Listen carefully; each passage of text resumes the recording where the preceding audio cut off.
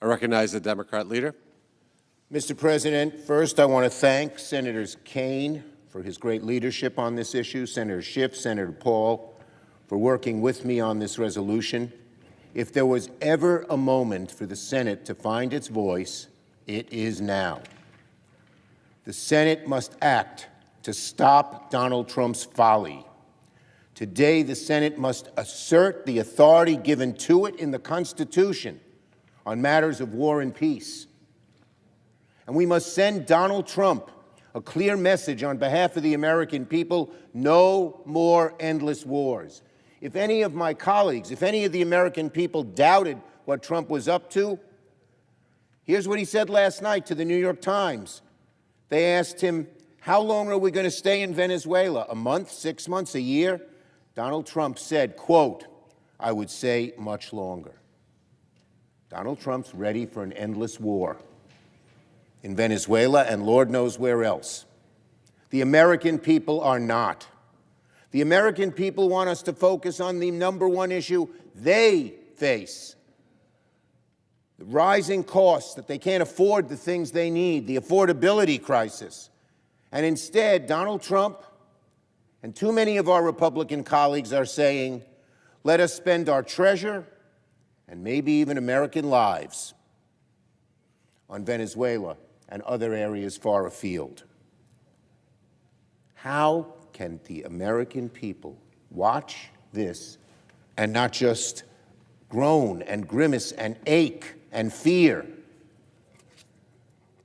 when we try to do this kind of nation, when America has tried to do this kind of nation building, this kinds of regime replacement in the past?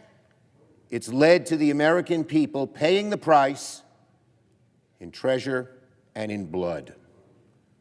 So now we have the opportunity to stop. We're very close. We urge our Republican colleagues to join us. Tell the American people you want to focus on what they care about: the cost of groceries, the cost of health care, the cost of electricity and other goods. The contrast between what's happening in the House and the Senate today is glaring. In the House, there will be, from what I am told, a good number of Republicans who will join in saying, extend the tax credits for 3 years. Leader Thune has even refused to put that on the floor. But what's happening here, the ability, the strength, the constitutional authority of the Congress to say no, no endless wars, no sending all our money down to Venezuela and Lord knows what other countries. Again, just look at this, my Republican colleagues. A year longer, I would say not.